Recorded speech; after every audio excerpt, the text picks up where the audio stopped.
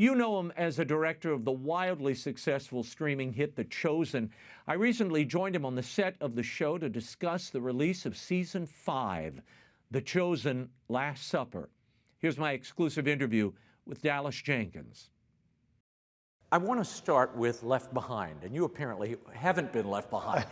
Your dad is Jerry, yes, who best known for the Left Behind series. What did he teach you, Dallas, about not only storytelling and an approach to storytelling, but maintaining a franchise, which is the hard part? Yeah, that's a really good question. I got a front row seat to a lot of things with Left Behind that parallel what happened with The Chosen. And because I was there, I was able to learn a lot. Now, yes, being raised by a storyteller helps, of course. But I also saw how the Left Behind series started very small, started to grow, word of mouth started to grow, and then all of a sudden it exploded. And it became the thing, right? And I watched him not get more self-involved or arrogant or proud or self-reliant. It was the opposite. He got more humble. He got more surrendered, more desperate for help. And that was the biggest thing.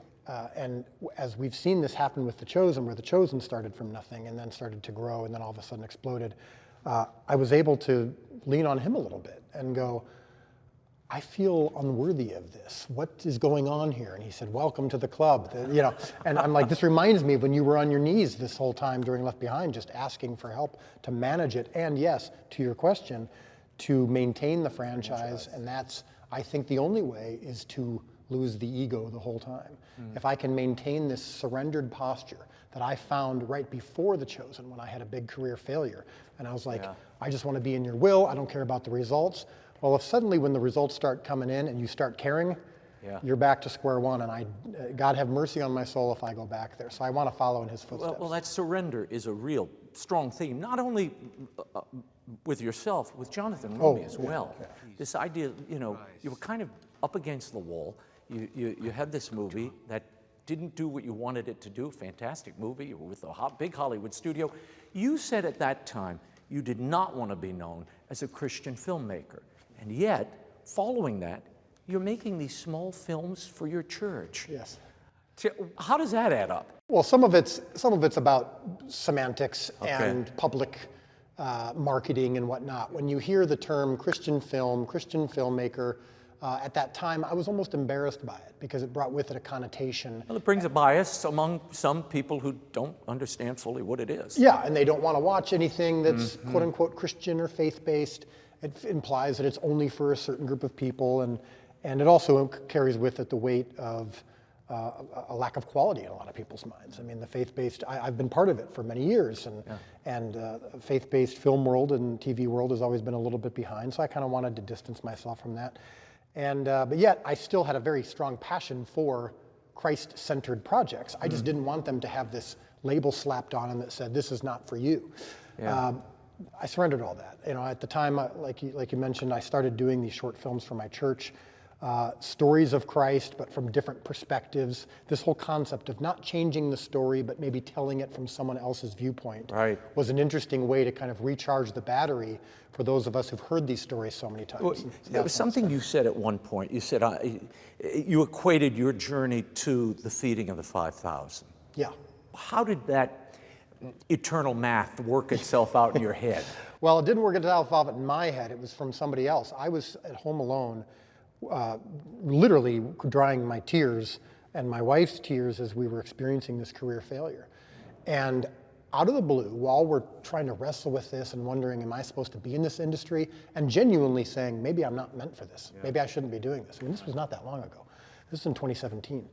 And God just put it on my wife's heart, Amanda, as clearly as if it was an audible voice. Read the story of the feeding of the 5,000. So I'm like, okay, we've heard this 100 times. Let's see what we can glean from it. What does God have for us? So we open it up and we're reading the story, and we're noticing a few things we hadn't noticed before, such as the fact that Jesus wasn't surprised by their hunger. He's the one who had actually been talking for 3 days. It was actually his fault they were so hungry. He brought them to the desperation point that they were at so that he could satisfy the miracle that they needed. So that was notable, but we couldn't quite glean what he had for us from it, and the numbers weren't growing like they did with the feeding of the 5,000. So we're thinking, maybe it's That's not for us. That night at 4 o'clock in the morning, while I am busy doing a post-mortem trying to understand everything and writing out a big memo, I get a message from someone across the world, literally in Romania, who just felt led by God out of the blue to just, didn't say hi, didn't say hello, didn't say heard about your movie, just said, remember, your job is not to feed the 5,000, it's only to provide the loaves and fish. And I looked around, I'm thinking, did my computer record what I was talking about with my wife today? That AI's getting real good. Yes, I'm thinking, how did this person know what we've been wrestling with all day long? And I've met him since then. He was a guy I barely knew, just a Facebook friend. And he just said, God just put it as clearly on his heart as he had on my wife's heart. Tell Dallas, it's not his job to feed the 5,000, it's only provide the loaves and fish. So that has become my whole surrendered posture since that moment is I'm focused on making the best loaves and fish that I can. We're sitting on this set right now. I'm filming right now, while I will be in a few minutes. Yeah. That's my loaves and fish. I'm not thinking about whether there's one person watching or 100 million people watching. I'm not thinking about whether I'm going to see a YouTube video that calls me a heretic or a YouTube video that calls me the greatest filmmaker who's ever lived. None of those things can impact the work. None of those things can matter when I'm making the loaves and fish. It's up to God to do the multiplication. I'm just here to watch it happen. Feed them. Organize the people into groups of 50 and 100. Gather up 12 baskets to distribute the loaves and fish. Where did this idea come from? The way, because you said it a moment ago, we've all heard these stories, hundreds and hundreds and hundreds, if not thousands of times. Yes. Your perspective on it was that you would see Christ through the eyes of those he affected. And when I heard that the first time, I thought of Orson Welles. You know, Welles wanted to do a movie from the POV of Jesus, where you never see Jesus' face, just how he encounters everybody else. Yes. Is that kind of the conceit here of The Chosen? Well, even with Orson Welles' idea, the idea was that Jesus is the perspective. And the problem with that, I've seen it done many times, and it's fine, and I love seeing the Bible portrayed, but Jesus makes actually for not a great literary character. He's not a great protagonist. He doesn't learn anything. He doesn't change. He doesn't become better from being bad. He doesn't. Character arc is kind of. It's not boy meets girl, boy loses, girl gets a girl back. Like you said, the character arc is here. And so I thought, if we were able to experience Jesus through those who were around him, including his enemies, and maybe if we saw Jesus through the eyes of those who actually met him when he was here in person, maybe we could be changed and impacted in the same way they were. And so you might identify with Mary Magdalene, you might identify with Nicodemus, you might identify with Peter, or in my case, you identify a little bit with all of them. But then seeing how they were impacted by Jesus and knowing their stories before they met him has really seemed to be the secret sauce. This is part of a longer conversation, right? There's more clarity coming. Let's give him some time, Andrew.